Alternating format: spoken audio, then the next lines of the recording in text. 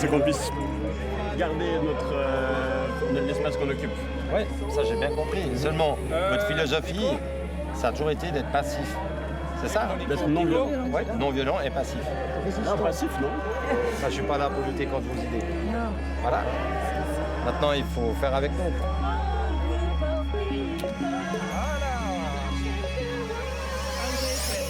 Je l'ai fait moins long qu'avant, hein. Ils sont fatigués. Voilà. Voulez-vous lever, on vous aide?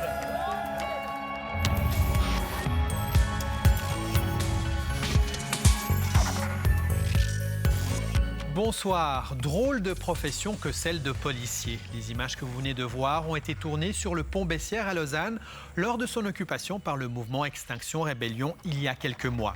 Des policiers quelque peu empruntés face à des manifestants déterminés à ne pas bouger et qu'il faut bien finir par évacuer. Pas d'état d'âme possible ici, le rôle du représentant de l'ordre, c'est de faire respecter la loi. Alors, qui se cache derrière l'uniforme? Qu'est-ce qui se passe dans la tête de ceux que nous craignons ou au contraire qui nous rassurent? Quelles valeurs habitent ces représentants des forces de l'ordre confrontés régulièrement à la face sombre de notre société? Dans cette émission, nous entendrons beaucoup de témoignages de policiers, des récits où il est question d'engagement, d'action, de doute également et même de mort. Bienvenue dans la tête d'un flic.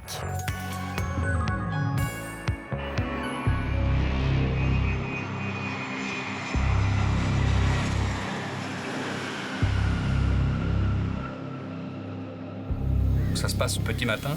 On vient en aide en fait aux collègues d'un autre secteur qui se trouvent confrontés à un véhicule qui force sous les barres.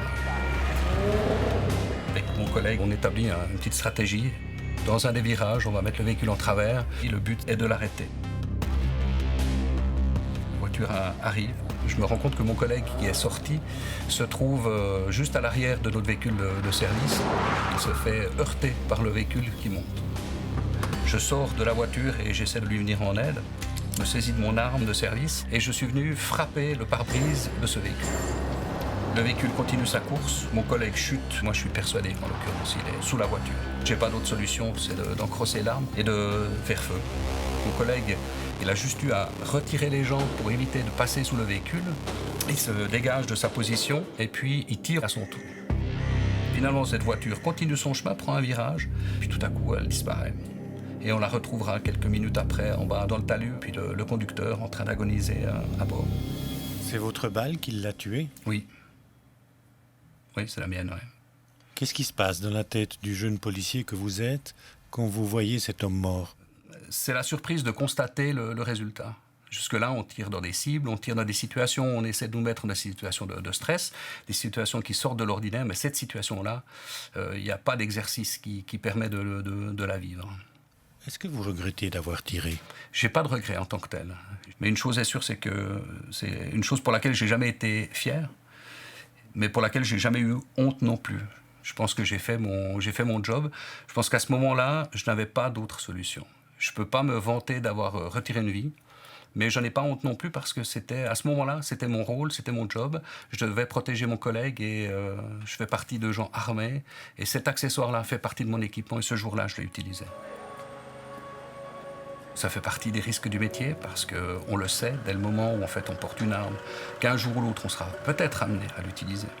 Énormément de mes collègues portent leur arme de la sorte que lors des exercices de tir, mais aucun n'est à l'abri un jour de devoir la sortir et qui plus est un jour de devoir l'utiliser. Roland Moritz est commissaire à la police municipale de Delémont depuis 2 ans. Il dirige une équipe de 17 personnes. Cela fait 32 ans qu'il exerce ce métier. C'est tout au début de sa carrière, quand il revêtait l'uniforme de la police genevoise, que le drame est survenu. Ce matin, information radar sympa pour Il avait 25 ans. Avec Marilyn, tu as eu des nouvelles de Corinne, elle vient aussi? Ça m'a énormément touché. Souvent j'y pense et j'aime à m'imaginer qu'on aurait pu trouver peut-être une autre solution, que les choses se seraient passées différemment. Mais dans ce contexte-là, je me suis repassé le film à de nombreuses fois. J'arrive toujours au même résultat. Oui. C'est une situation qui est extrêmement crainte par tous les policiers d'arriver un jour à ça. Que ce soit finalement une décision qu'il fallait prendre ou une décision qui, dans le moment même, semblait être la bonne. Mais finalement, il y a toujours une remise en question et probablement que ça remet en question peut-être aussi sa vision du métier. Quand vous sortez de l'école, en général, vous êtes blindé, comme qui dirait, parce qu'on vous explique qu'on vous a donné toutes les armes et toutes les possibilités d'exercer votre profession le mieux que possible.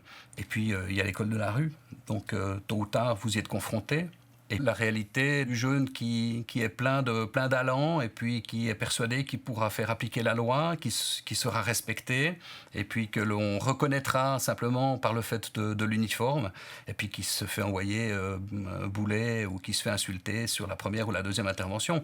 Ça vous rappelle la dure réalité des choses. Et puis ensuite, vous devez composer avec ça. Et c'est en fonction de ça que vous évoluerez, oui. Il y a des collègues qui arrêtent après quelques années et puis qui reconnaissent que ce métier n'est pas fait pour eux. La désillusion, elle vient peut-être de ce sentiment d'impuissance et de frustration du fait que le métier a quand même certaines limites. Selon ce que j'observe, c'est que les gens viennent très souvent avec beaucoup d'ambition, une envie de protéger, de servir, d'être utile. C'est une manière finalement de donner du sens à sa vie, d'être là finalement pour les citoyens. Et parfois, la réalité du métier les freine parce qu'ils se rendent compte que tout n'est pas possible. Je ne suis pas persuadée qu'ils aient conscience que leur métier va potentiellement bouleverser leur vie. Ah oui, on peut faire. À Delémont, le quotidien du policier est certes différent de la métropole genevoise, mais on ne se cantonne pas pour autant aux amendes et à régler la circulation. Ici aussi, la violence est présente, qu'elle survienne dans le cadre familial, dans la rue ou sur la route. Et les drames laissent des cicatrices indélébiles. C'est souvent en lien avec la mort, par ailleurs. Soit un accident brutal, soit des suicides. Il reste souvent des images pour lesquelles il faut un certain temps pour pouvoir un petit peu les évacuer. Mais tôt ou tard, vous devez aborder ce sujet de vous être trouvé face à la mort. Il y a des gens qui sont morts dans vos bras ? Oui. On a le cas d'un suicide qui s'est passé dans un sous-sol de ferme où en fait la personne a mis fin à ses jours juste derrière la porte où nous on se trouvait. Et le temps d'enfoncer la porte, la personne était au sol et puis elle était décédée. Et c'était tellement soudain que je pense que j'ai vu son âme s'envoler. C'est un moment très intense aussi parce qu'il y a le contexte, le bruit que vous avez encore dans les oreilles de l'arme qui a été utilisée, l'odeur. Il y a l'odeur de la poudre, il y a l'odeur du sang déjà qui se répand et c'est quelque chose qui vous touche. Oui.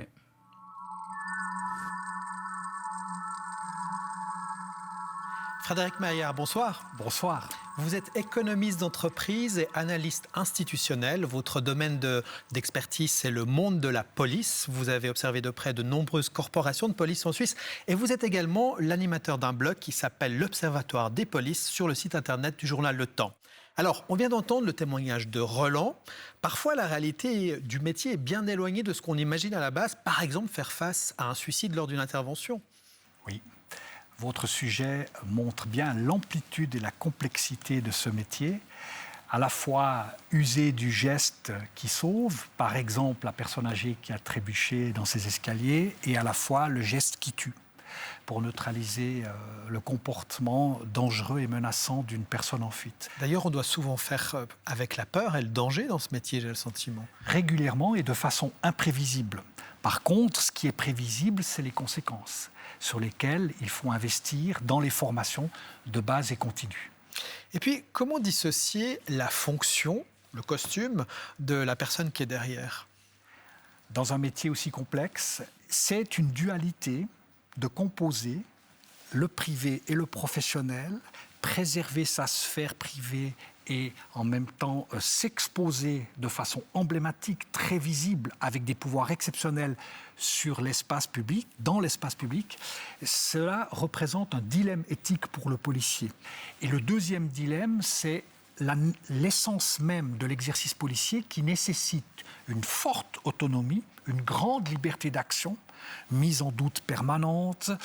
J'examine toutes les pistes, je dois avoir beaucoup d'aise, mais j'agis dans une corporation qui est structurée, très disciplinée, très hiérarchisée, fermée, qui cultive le secret. Cette cohabitation, elle est aussi représente une ambivalence et une ambiguïté très forte pour le policier. Et sur le terrain, est-ce que En tant que policier, on a avantage à avoir des gros bras, à avoir une bonne condition physique, ou plutôt d'avoir un cerveau agile, si j'ose dire? La police qui investit aujourd'hui dans les gros bras court à sa perte. On le sait, la force physique, les conditions physiques sont progressivement supplantées par la technologie. Et qu'est-ce qui reste aux policiers alors? Les compétences sociales, l'habilité de discernement, la capacité d'adaptation. Les polices doivent investir dans ces compétences pour garantir leur avenir.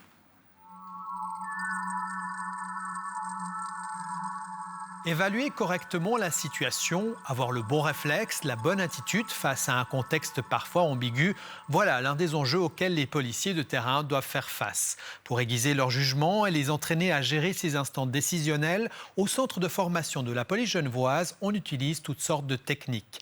Parmi celles-ci, la réalité virtuelle. Encore en phase de test, la pratique pourrait se généraliser. Nous sommes allés voir comment ça marche. Vous avez une pièce d'identité sur vous? Pourquoi? C'est un contrôle de police, je vous le demande, puis c'est tout. J'ai rien fait. Alors c'est soit vous me présentez une pièce d'identité, soit vous venez avec nous au poste. Attention, une arme! Pose ton couteau! Au sol! Mets-toi au sol et tu poses ton couteau! Centrale, on a besoin de renfort, un homme au sol! Je te couvre! Ici, tout est factice, sauf les policiers.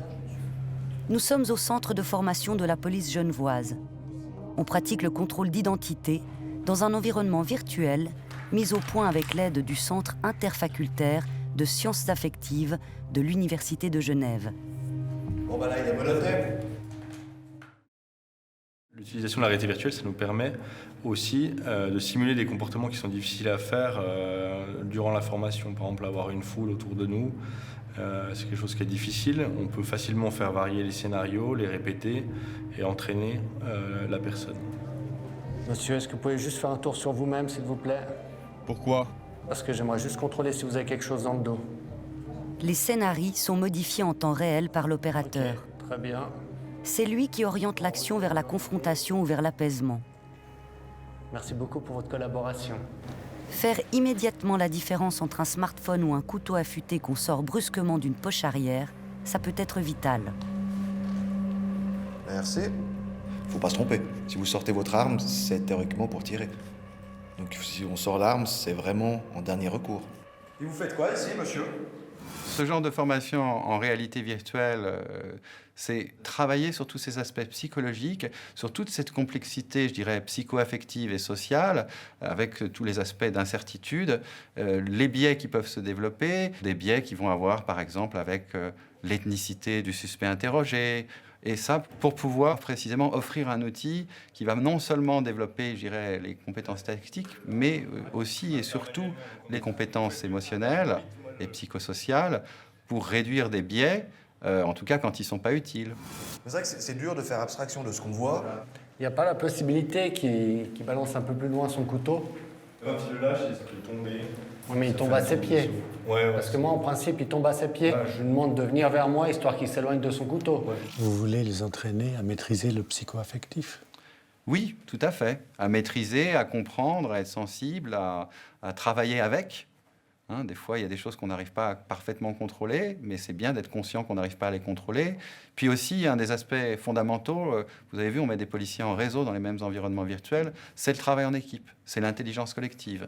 Comment votre collègue peut vous aider en cas de peut-être erreur à corriger? Comment est-ce que les deux personnes travaillent ensemble pour bien baliser le terrain, bien comprendre, communiquent, échangent les informations sans perdre de vue ce qu'ils sont censés observer? Donc il y a tout un travail, je dirais, de psychologie sociale et collective qui est essentiel dans ce type de métier. Mine de rien, dans un scénario comme ça, c'est quand même notre vie qui est en jeu. Moi, j'ai envie de retourner dans mon foyer comme je suis venu au travail, et donc je ne veux pas risquer de mettre en péril ma vie et la personne, je dois la neutraliser parce qu'elle est non seulement dangereuse pour moi, mon collègue, mais aussi pour les gens environnants. Centrale de patrouille pédestre Paki. Ah, la patrouille, elle est là. Ah, super. Frédéric Maillard, alors en Suisse, c'est au bout d'une formation de 2 ans qu'on obtient le brevet fédéral de policier. Qu'est-ce qu'on apprend à un jeune qui débute dans cette profession? Je provoquerai un peu en disant que l'on apprend aux futurs policiers à s'inscrire dans une longue chaîne sécuritaire et trop peu, précisément, à s'adapter à une société en mutation. Si l'on compare à d'autres professions qui présentent des complexités peut-être pas aussi importantes, certainement même moins importantes, c'est le double. 4 ans pour les travailleurs sociaux, encore avec une année de spécialisation s'ils travaillent dans l'espace public, tout autant pour les professions soignantes, préhospitalières, etc. Et là, on réalise quand même, au vu de la complexité de cette profession, que la durée de formation est insuffisante. Mais elle est quand même adéquate et solide, d'après vous? Oui, pour répondre au quotidien et à l'urgence, certainement. Mais si l'on examine l'ensemble des prestations de police, l'on constate que leur grande majorité concerne l'enquête judiciaire, la relation, la proximité. Et pour répondre à ces exigences, cela nécessite beaucoup de psychologie. Le policier aurait meilleur temps de s'équiper d'un bon mouchoir que d'une matraque pour une action finalement très éphémère. Si je vous dis « dessine-moi un policier », qu'est-ce qui va apparaître sur votre dessin? Quelle image vous faites-vous d'un représentant de l'ordre? Faut-il avoir la tête de l'emploi lorsqu'on choisit de revêtir l'uniforme? Avec le concours de nos volontaires qui ont été d'accord de se prêter au jeu, nous avons imaginé une situation plutôt drôle qui met en lumière les stéréotypes qu'on associe généralement à cette profession. Regardez. Bonjour Victoria. Alors, l'exercice est très simple. Vous avez les images de 10 individus devant vous. Là, vous les voyez en civil. 2 d'entre eux sont des policiers en uniforme. Ce que je vais vous demander, c'est de me dire lesquels. Moi, je dirais elle. OK. Madame est policière d'après vous. Et après, Moi, je dirais lui. policier en uniforme. Ouais. D'accord. Qu'est-ce qui vous a fait faire ce choix? Je dirais juste qu'ils sont en bonne santé physique. Je pense pour être policier, il faut être plutôt sportif. Pas que les autres le soient pas, hein, mais ils sont plus jeunes aussi, j'ai l'impression. Elle a une prestance, on a envie de l'écouter, je pense. Ça a quelque chose, elle a un charisme qui va se dégager, qui est important, je pense, quand on fait un travail d'autorité. Lui, du coup, un peu moins. Ou si?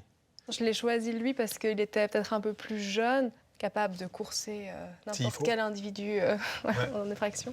Alors, je vous propose de faire le tour, d'aller voir si vous avez raison. Ah, j'avais raison. Non, lui, il est mécanicien. Ah, il est mécanicien. Ouais. Par contre, elle, vous aviez raison. Ah, pardon, oui, j'ai cru. Ah non, il est mécanicien. Tous nos volontaires, sauf un, ont trouvé la femme qui exerce la profession de policière. En revanche, aucun n'a découvert notre policier mâle. D'accord. 1 sur 2. C'est pas mal. Hein? Sur le compte. La dame est policière, en effet. Ouais. Le monsieur, il est boucher.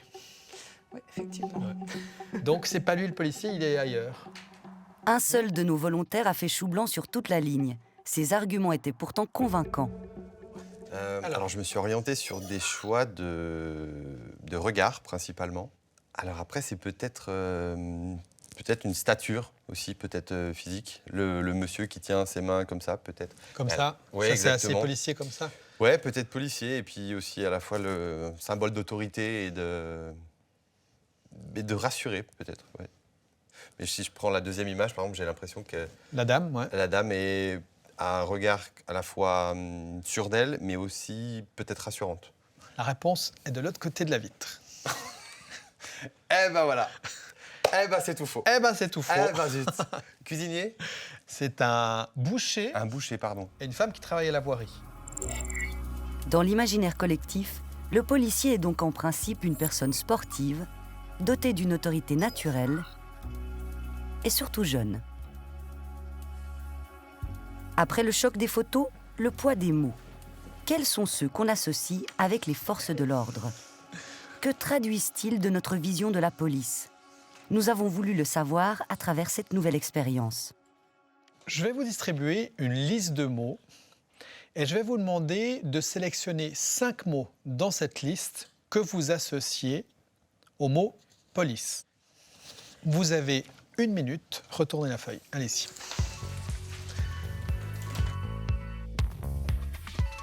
La liste comprenait 16 mots au total, une moitié composée de mots à caractère positif, l'autre de mots à connotation franchement négative.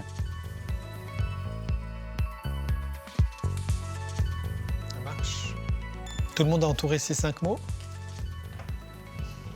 Dans un deuxième temps, nous avons demandé à nos volontaires de décrire l'éventuel dernier contact, positif ou négatif, qu'ils ont eu avec la police.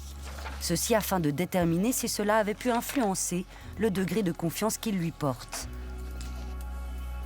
Après avoir récupéré les feuilles, le temps de quelques calculs, et le verdict est tombé. Mot positif associé à la police, mot négatif associé à la police. Il y a 68% de mots positifs contre 32% de mots négatifs. De toute évidence, vous faites confiance à la police et vous en avez une image positive. J'ai jamais eu de mauvaise expérience avec la police et puis je pense qu'on peut leur faire confiance, peut-être par rapport à d'autres pays qui nous entourent avec tout ce qu'on entend. Il y a peut-être des bavures, ça c'est certain. C'est des êtres humains et puis parfois ils n'en peuvent plus. Mais dans l'ensemble, c'est quelque chose de positif. Pour moi, la police, c'est la sécurité en fait. Ils sont là pour être au service des citoyens, pour les sécuriser, mais aussi pour faire appliquer les lois. Ils sont là aussi pour rappeler que, effectivement, on sort du sentier. Les résultats de notre test sont très proches de ceux des enquêtes de l'Office fédéral de la statistique. En 2017, dernier chiffre disponible, 64,4% de la population suisse disait avoir une confiance élevée en la police, pour 52,8% en la justice et 44,9% seulement en notre système politique. Ce pourcentage de confiance dans la police est plus bas que celui obtenu sur ce même thème par l'enquête sociale européenne. C'était en 2013. On estimait alors que près de 74% de la population suisse avait confiance en sa police, soit un taux situant le pays à croix blanche au 5e rang européen en la matière. Si vous prenez à nouveau les pays de l'Europe du Nord, comme le Danemark, vous allez trouver beaucoup de jugements positifs sur la police, et notamment sur leur capacité de contact, sur leur capacité d'écoute, sur la prise en compte des besoins de la collectivité. Puis en bas de l'échelle des pays d'Europe, vous allez trouver plutôt les pays d'Europe du Sud ou des pays comme la Grèce ou comme l'Ukraine et aussi souvent comme la France. Donc des pays dans lesquels ce savoir-faire dans la relation est plutôt faible. Et la Suisse va toujours être un pays qui est supérieur à la moyenne des pays de l'Union européenne. Alors, ce qui va former l'essentiel du jugement, c'est les expériences négatives. On appelle ça le biais de négativité. Ce qui compte, c'est ce qui va se passer mal. Comme lorsque vous allez à l'hôtel, si votre chambre est bien, mais que le personnel vous parle mal à l'entrée, vous allez dire que c'est un mauvais hôtel. Donc ce biais de négativité, il est vrai pour toutes les professions et il va s'appliquer aussi pour les policiers. Donc ce qui est important, c'est de ne pas faire de fautes dans les contacts et surtout dans les contacts qu'on impose à la population. Sur nos 5 volontaires, 2 ont indiqué avoir eu un dernier contact plutôt mal vécu avec les forces de l'ordre. J'étais avec un ami, justement, et puis il y avait plusieurs personnes. Puis il y avait 2 policiers qui sont venus vers nous, justement, on ne sait pas trop pourquoi. Après, justement, l'interpellation, c'est quand même dit, ils sont venus vers nous à cause de nos origines ethniques. Et puis c'est vrai que sur le moment, on était fâchés parce qu'on s'est dit pourquoi nous et pas les autres au final. Ouais. Malgré ça, oui, je garde confiance dans la police. Ouais. Mais c'est vrai que ces actes, par contre, je condamne le plus fermement possible. Ouais. Je suis pour qu'il y ait une police, mais qu'elle soit vraiment au service des citoyens, de l'ensemble de la société, et qu'elle ne soit pas dans une répression aveugle. On a tous besoin de la police dans un État démocratique. Il y a 2 grands modèles, je dirais. Il y a le modèle du service à l'État. Ça, c'est le modèle napoléonien que nous avons conservé en France. La police, en fait, c'est un instrument du pouvoir central. D'autres pays ont voulu un autre modèle où la police était neutre politiquement et elle était un service local. La Suisse a également plusieurs dizaines de forces de police pour chacun des cantons. Voilà. Donc ça, c'est un autre modèle de police où on dit, en fait, la bonne police, elle est proche des gens, elle est organisée localement, elle rend des comptes localement. Voilà, ce sont ces 2 types de police qu'on trouve en Europe et cette distinction-là, elle aide à comprendre ceux qui sont forts, qui ont une légitimité dans la population, les polices qui engendrent de la confiance, et puis celles qui ne sont pas capables de le faire. En Suisse, on compte plus de 330 corps de police différents qui emploient près de 18 000 policiers. Assurer une constance dans les effectifs est un souci majeur, mais comment attirer les candidats dans une profession en but à une explosion des actes d'incivilité et qui a toujours plus de mal à recruter? Pour séduire les jeunes et les convaincre à s'engager, les différentes polices affinent leur stratégie de communication. Et vous allez le voir, c'est l'adrénaline et les interventions musclées qui sont privilégiées. Ok, donc on est en train d'aller sur place. Est-ce que vous avez un signalement? C'est en train de se déplacer maintenant vers le haut de la ville. Il y a déjà la patrouille qui est partie. De l'action et encore de l'action.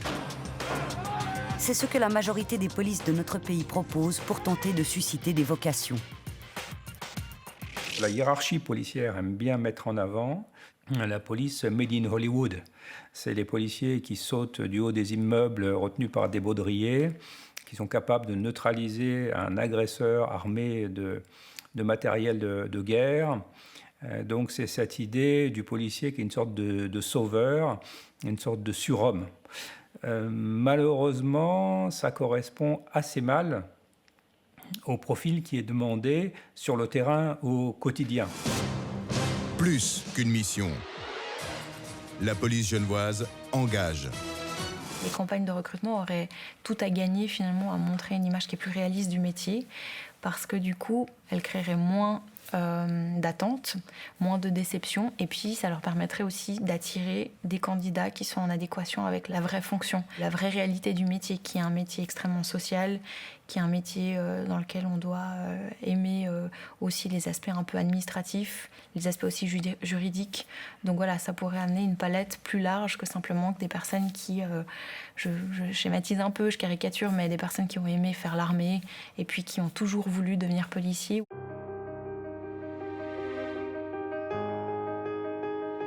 À la police de l'Ouest lausannois, on a justement choisi cette autre approche pour encourager les candidatures.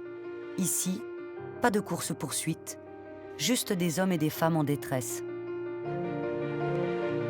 Parce que notre rôle premier est de les aider et qu'il leur restera toujours pour les soutenir,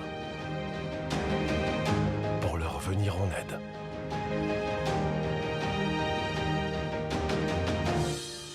On a besoin de vous. C'est ce qu'on a voulu montrer. C'était montrer en tout cas une facette quotidienne de l'activité policière qui est en fait centrée sur le citoyen. Nous, on a fait ce choix de le mettre vraiment en avant dans ces petites vidéos de quelques minutes pour essayer d'attirer l'attention du jeune en se disant je peux contribuer au bien-être du citoyen dans mon action policière, peut-être plus qu'effectivement si on montre une voiture sirène et grande vitesse pour une intervention face à des malfrats.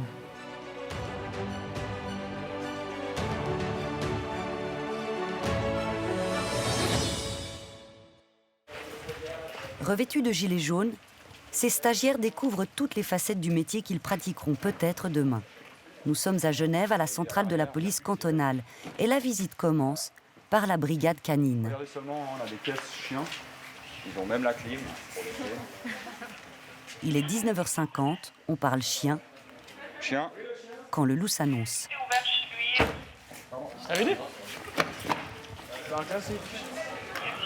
À peine le temps de s'engouffrer dans une camionnette et départ, toutes sirènes hurlantes.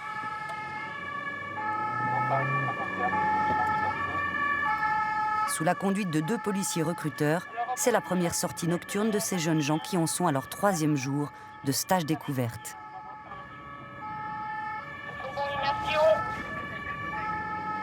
Et les alarmes vont se succéder à un rythme effréné. C'est une personne qui est potentiellement ivre au volant. Alors on va essayer de l'interpeller avant qu'il fasse un truc de trop grave, quoi. Voilà, il y a un scooter là qui... 2 ou 3 patrouilles dans la même rue. Salut. Le médecin l'a trouvé par terre là. Il était par terre avec son scooter allongé par terre. Après il a essayé de sauver pour le Ouais, apparemment il était un peu agressif, donc on peut être en droit de penser qu'il a certainement pris des stupéfiants. À confirmer. Pas spécialement blessé, visiblement, à voir aussi. Ouais, on connaît là. Et quand il n'y a pas d'intervention en cours, on visite les lieux des faits divers les plus marquants. Bon, il n'y a pas de grande surprise, hein. Tout le monde sait ce qui s'est passé le 26 novembre 2010 à 18h30 ici. Explosifs, kalachnikov et un fusil à pompe à la main, 7 braqueurs venus de la région lyonnaise prennent d'assaut un bureau de change à Tonnay, juste en face d'un poste de police et sous l'œil de la caméra d'un passant. Voilà, vous voyez, alors là, il y a un des braqueurs en noir. Donc il tient en joue le poste de police qui se trouve là, donc il était à l'angle. Et puis il faisait une couverture avec sa kalachnikov.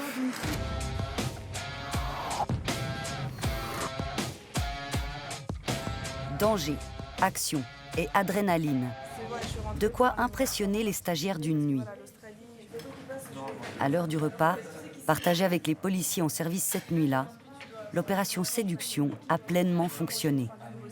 Honnêtement, avant le stage, je m'étais dit, je ne sais pas. Mais là, si je devais décider maintenant, j'aurais dit oui, je vais me lancer pour l'école de police. Je ne suis pas le genre de personne à vouloir rester dans un métier fixe, puis ça, rester dans la routine. Non, moi, c'est pas ça. C'est un monde à part en soi. Je pense qu'il faut aimer travailler de nuit, il faut aimer faire des horaires un peu irréguliers, il faut aimer discuter avec les gens, connaître les gens, rentrer dans l'intimité des gens quand même. Il y a de l'action, j'aime bien quand il se passe quelque chose, faire des choses différentes aussi. Ça change tout le temps, venir au travail, pas savoir ce qui va se passer. Du peu que j'en ai eu l'occasion d'en voir, j'adore ce métier. Pour convaincre les éventuels candidats, la police a mis les petits plats dans les grands. Dans l'assiette, certes, mais aussi dans le propos des instructeurs d'un soir. Alors un bon policier, c'est être souple, polyvalent, être juste et rester humain malgré tout. Ce qui me plaît dans ce métier, c'est avoir le sentiment d'être utile, d'être au service de la population, protéger et servir, c'est vrai que c'est notre adage. Et c'est vrai qu'il ne se passe pas une journée de travail sans que je rentre chez moi et je me suis dit j'ai été utile à une personne. Donc c'est ces valeurs-là qui m'animent et qui animent la plupart des policiers. J'ai remarqué en 10 ans effectivement que j'ai perdu un peu en sensibilité. Je suis moins sujet à être sensible à des drames qui pourraient affecter les personnes.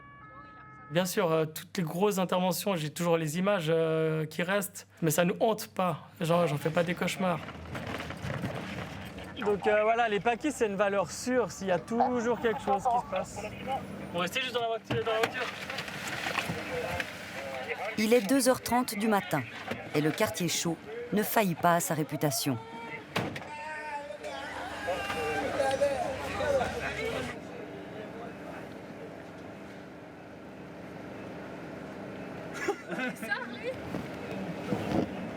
L'interpellation en pleine rue n'était pas prévue au programme.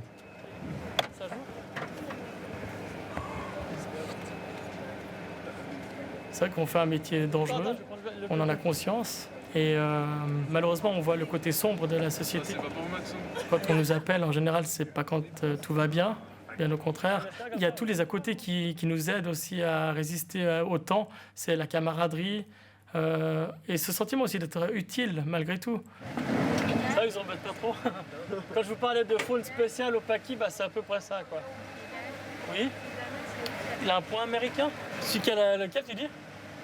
Noir avec des rayures roses sur... Ok, il est parti dans la rue là-bas? Non, il est là, il est dans le tabac. Et tu l'as vu, il l'avait à la main? Ouais, il nous l'a montré. Et oh, c'est bon. Pas des chiens. Toi, tu baisses d'un ton tout de suite parce que tu parles à la police, d'accord? C'est clair? Sans blague. Alors tu vas te calmer tout de suite. On est là, tant qu'on est là, c'est qu'on est pas là-bas, la caméra. Non, monsieur. Ok, elle est où votre pièce d'identité? Perdu?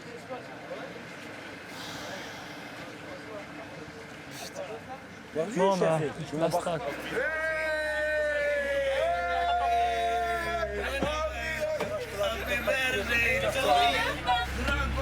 On viendra le repacter plus tard. Ça lui fera les pieds. Elle est trop belle, la policière. En temps normal, sincèrement, je l'aurais pacté directement, j'aurais mis en cellule de grisement. Et en l'occurrence, le point américain, c'est soumis à la loi sur les armes et c'est interdit. Mais voilà, bien joué en tout cas, bravo. On participe au stage aussi avec l'espoir de vivre des situations comme celle-ci. Vous voudriez en faire votre métier, de ce que vous avez vu ce soir? Ouais, ça pourrait être, oui. À travers les petits immeubles, on est plus ou moins en direction générale aéroport pour être très vague. La communication de nombreuses polices est faite autour de l'action, mais après le processus de sélection des agents, lui, est différent. Au moment de la sélection elle-même, il vérifie que les agents ont un certain nombre de compétences, notamment de compétences sociales, de compétences relationnelles, qui ne croient pas être des Rambo, et il les écarte au moment de la sélection. Donc il y a un paradoxe à vouloir attirer les gens par un métier d'action, et ensuite à vouloir rejeter ceux qui n'ont pas compris que la police était une bureaucratie armée, mais une bureaucratie quand même. Sur votre gauche, pour ceux qui ne sont jamais venus. Ouais, 2007, écoute, j'ai plus de paquis. Et puis là, j'ai une autre personne qui m'appelle qui était rouge avec. Frédéric Maillard, alors est-ce que policier, c'est un métier qui fait toujours rêver? Je l'espère, franchement. On vient d'en voir quelques exemples, mais est-ce qu'il y a des profils types de jeunes qui se dirigent vers cette voie? Le profil qui semble prédominer, c'est quand même d'accéder ou de vouloir accéder, de pouvoir accéder à un statut social de valorisation. Il n'y a pas d'autre dessein pour un boucher charcutier, sans être péjoratif, ou un mécanicien en automobile, de quitter son laboratoire, son atelier et de gagner une prestance avec des pouvoirs hors du commun, on l'a vu, sur la scène publique, que le métier ou la profession de policier. Alors ça, c'est un profil, il y en a d'autres? Effectivement, le deuxième profil, c'est la quête de justice. C'est le sauveur, effectivement, c'est d'apporter sa contribution à un monde meilleur. Et puis, il y en a encore un troisième, vous me disiez, c'est celui qui a envie d'adrénaline, j'ai presque envie de dire de baston, de confrontation, non?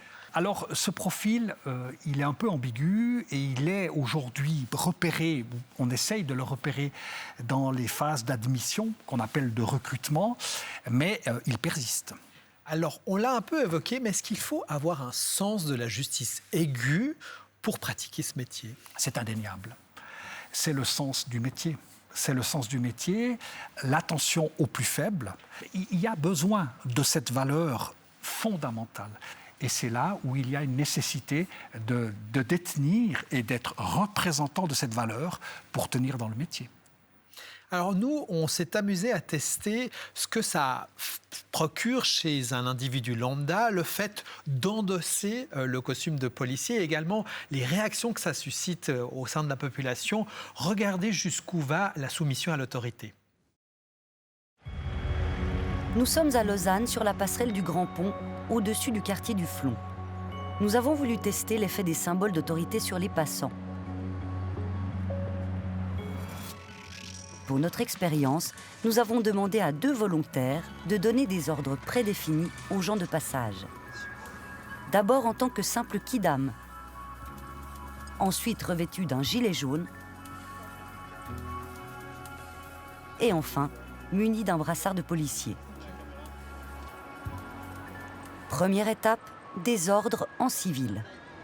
Bonjour, vous pouvez marcher ici, s'il vous plaît? De ce côté, plus près de la barrière. Par ici, s'il vous plaît. Par ici, s'il vous plaît. En n'arborant aucun signe distinctif d'une quelconque autorité, nos volontaires ont fait chou blanc. Les passants n'avaient aucune envie de se plier à leurs injonctions. Il y avait des gens qui ne me prenaient pas du tout au sérieux. Ils étaient surpris. Il y avait les yeux qui roulaient en disant « mais elle fait quoi? Qu'est-ce qu'elle veut ?» Deuxième phase de l'expérience, des ordres donnés, mais avec un gilet jaune sur les épaules. Excusez-moi, vous pouvez marcher le long de la barrière jusqu'à la fin du pont, s'il vous plaît? Merci. Vous pouvez marcher le long de la barrière, s'il vous plaît? Merci. Est-ce que vous pouvez vous serrer puis vous mettre en file indienne, s'il vous plaît? Voilà, si vous pouvez vous serrer un peu sur le côté gauche de la passerelle, s'il vous plaît. Voilà, si vous pouvez vous serrer en file indienne sur le côté gauche de la passerelle, s'il vous plaît. Revêtus de jaune, Merci. nos volontaires ont eu nettement plus de succès. Le gilet jaune marchait un petit peu mieux parce que je suis là clairement pour une raison. Et là, il y a eu beaucoup moins de désobéissance, si on peut dire. Bonjour, j'ose vous demander de mettre votre capuche. Génial, merci. Pour des questions de sécurité, jusqu'à la fin du pont. Voilà, bonne journée. Gilet jaune, j'allais beaucoup plus facilement vers la personne parce que je me sentais plus légitime dans l'exercice. Enfin, nos volontaires ont refait une 3e fois l'exercice, mais cette fois avec un brassard de la police au bras. Bonjour, il est nécessaire de marcher plutôt à côté de la barrière. l'une derrière l'autre, s'il vous plaît. Merci, jusqu'à la fin du pont. Excusez-moi, avec votre sac à main, vous passez sur le côté, s'il vous plaît. Sur le bord, oui. Vous passez juste sur le bord. Merci. Le degré d'obéissance des passants a été quasi absolu, même quand l'ordre donné était totalement absurde. Excusez-moi, est-ce que vous pouvez klaxonner une fois, s'il vous plaît? Très bien, merci beaucoup. Excusez-moi, vous pouvez enlever votre bonnet? Oui. Merci. Ok. C'est pour des raisons de sécurité. Pas sur ce pont, après vous pouvez le remettre. Merci. Effectivement, ça nous donne une position différente qu'un être humain lambda, en fait. Et il y a du pouvoir là derrière. Pouvez vous arrêter de vous tenir la main, s'il vous plaît? C'est pour des questions de sécurité jusqu'à la fin du pont. Après, vous faites ce que vous voulez. Le pouvoir du brassard, c'est que j'affiche une autorité, et puis elle n'est pas contestable. Et puis même tenter de la contester, ça peut amener des soucis, j'imagine. Enfin, moi, je me suis mis à la place des gens à qui j'ai demandé de ramasser un papier. Excusez-moi, vous pouvez me ramasser ça, s'il vous plaît? Merci. Est-ce que moi, je dirais à un policier, non mais je viens de vous voir le jeter par terre, je ne vais pas ramasser vos déchets quand même. Non, je vais m'éviter les ennuis en plus, donc il y a vraiment quelque chose. Hein. Je peux voir votre main, s'il vous plaît? Voilà, très bien, merci. Ce que j'ai trouvé très très intéressant et aussi amusant, c'est de donner un ordre sans raison. Je pense qu'un vrai policier, dans une vraie action, donne un ordre à des gens parce qu'il y a une bonne raison derrière. Évacuer un endroit, je sais pas. Mais là, c'est vraiment sans raison, c'est totalement absurde et ça fonctionne. Et ouais, encore une fois, c'est grisant et dérangeant. Que ça marche, c'est dérangeant que ça marche. La peur du gendarme, mais aussi le haut degré de confiance dans les forces de l'ordre constaté en Suisse, explique certainement la stupéfiante soumission à l'autorité qu'on peut y observer. Excusez-moi, je peux vous demander de tenir le sac dans l'autre main, s'il vous plaît? Juste le temps de traverser la passerelle. Merci beaucoup.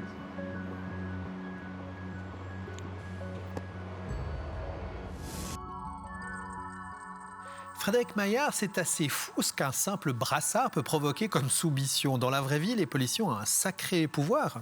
Leur pouvoir qui, comme tout pouvoir, peut être attribué, donc c'est un pouvoir coopératif, ou imposé. Et la distinction se mesure dans ses effets consécutifs. Alors le pouvoir attribué, comme en Suisse, c'est celui que l'on délègue à nos polices avec fierté, avec honneur, pour nous représenter dans l'exécution des règles et des lois que nous nous sommes fixées dans le vivre en commun. Et c'est la raison pour laquelle les citoyens sont très coopératifs de façon générale avec ce pouvoir. Lorsqu'il est imposé, les effets sont beaucoup plus néfastes, évidemment, et l'on craint les sanctions, et c'est la raison pour laquelle on obtempère. Et puisqu'on parle de pouvoir, quel est le mécanisme qui pousse parfois les policiers à abuser de leur pouvoir? Ça existe même en Suisse, un abus de pouvoir. Le policier a comme spectre d'intervention la partie sombre de la société. Il n'intervient que sur des situations de fissures, de cassures, de dégénérescence grave. Et d'imaginer que ainsi la société fonctionne, de reporter cet angle très souvent infime à l'ensemble de la société peut isoler le policier de tous les repères psychologiques, de toutes les références et des valeurs auxquelles il a adhéré en entrant dans cette profession. On l'a vu, être un représentant des forces de l'ordre, ce n'est pas seulement faire respecter la loi ou assurer la sécurité publique. C'est aussi prendre en pleine figure les drames et les conséquences des dérives humaines. Certains s'y habituent et trouvent la distance nécessaire, d'autres, à la longue, n'y résistent pas. C'est le cas d'une chanteuse connue et appréciée des Suisses et qui, avant d'être sur scène, s'est frottée au métier de policier.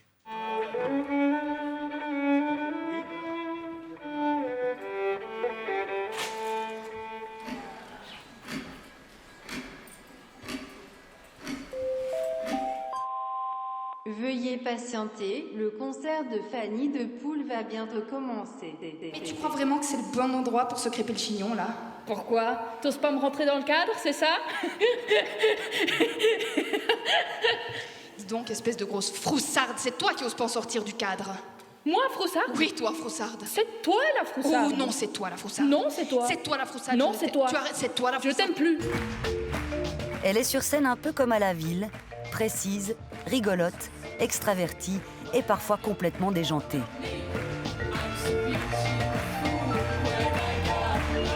C'est la reine suisse du slap, entendez un mix entre slam et rap. C'est Fanny de Poel, de son vrai nom, Fanny Dirksen. En uniforme sur cette scène chaude-faunière, la jeune femme en a porté un autre beaucoup plus surprenant, celui de la police cantonale bernoise.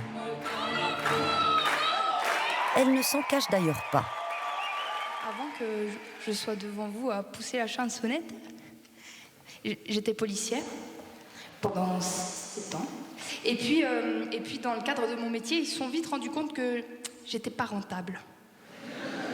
Je savais pas trop mettre des contraventions, mais en revanche, j'avais un très bon contact avec les gens. Étonnant, hein? Je le dis parce que déjà j'en suis fière, c'est voilà, c'est mon passé. Et puis sur scène, je trouve que c'est rigolo de pouvoir le partager avec les gens. Surtout, c'est clair que ça fait rire, parce que quand on me voit sur scène, on arrive mal à s'imaginer une chanteuse avec un uniforme et un flingue à la ceinture. Pour mes amis et ma famille, c'est sûr que c'était un petit peu le choc. Et là, pour eux, oui, j'étais passée de l'autre côté de la force. C'était un petit peu... Je sais pas, il y en a certains qui disaient que j'avais retrouvé le droit chemin et d'autres qui disaient que j'avais complètement vrillé. Moi, j'ai vraiment trouvé une famille, en fait. J'ai trouvé une famille avec eux qui est à l'opposé de ce que je suis. Et ils savaient ça. Quand je suis arrivée, tout le monde se disait ouais, une artiste qui vient à la police, Kezako. Et puis en fait, j'ai été accueillie à bras ouverts. J'ai fait 6 ans à Moutier. Et puis c'est devenu des potes, quoi. On avait des discussions de famille. On passait Noël ensemble, on passait Nouvel An ensemble. Mais voilà, c'est des moments comme ça qui nous font tenir.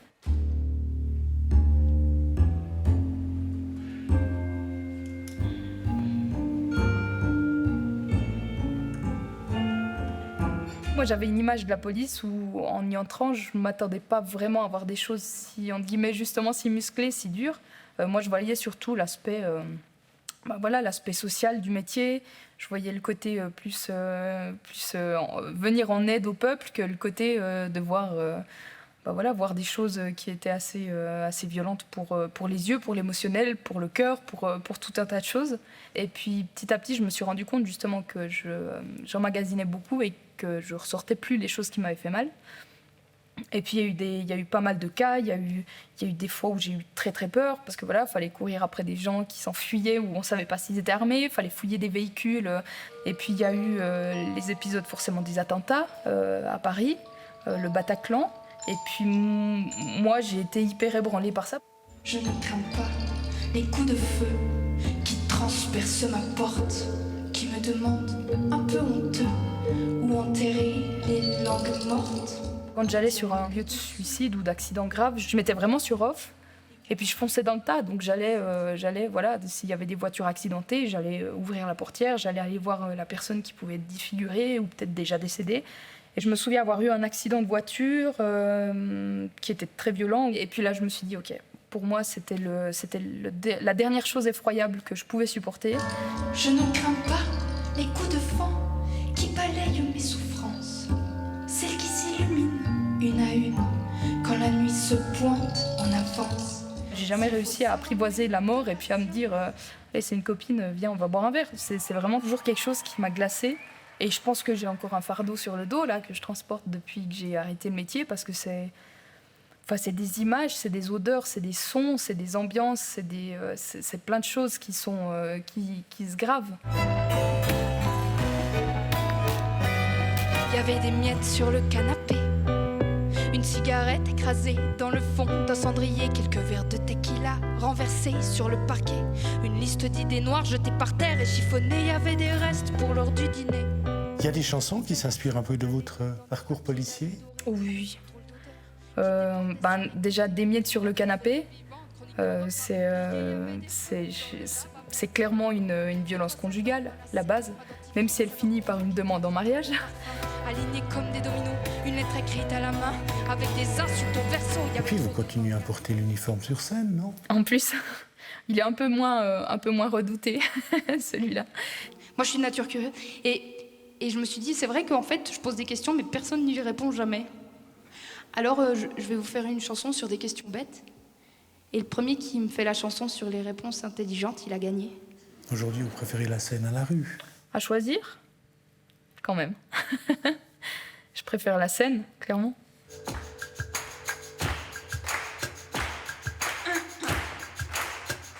D'abord, on pose pose le décor. Après on réfléchit, on adore se noyer dans des énigmes existentielles. Puis on pose les plaques, ça c'est le déni. Comme quand t'es petit et puis qu'un jour t'arrêtes de croire au Père Noël. Arrête, qu'est-ce que tu me plais? Arrête, qu'est-ce que tu me plais? Arrête, qu'est-ce que tu me plais? Frédéric Maillard, Fanny de Pool a pratiqué le métier de policière durant 7 ans avant de démissionner. Il y en a beaucoup qui renoncent. Plusieurs ont renoncé de l'intérieur. À savoir, ils sont toujours en fonction, mais ont capitulé dans leur motivation. N'y croient plus. N'y croient plus. Rares sont les personnes qui osent, comme Fanny de Pool, changer et quitter le poste pour embrasser une autre profession. Mais pourquoi ils renoncent intérieurement? Parce qu'ils ont l'impression d'avoir été trompés à leur admission.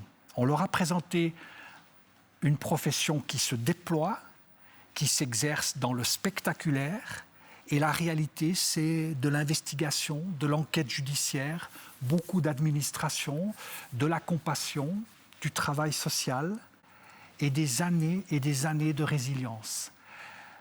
Des tâches et des compétences pour lesquelles ils n'ont pas été suffisamment préparés. Frédéric Maillard, merci. Merci à vous.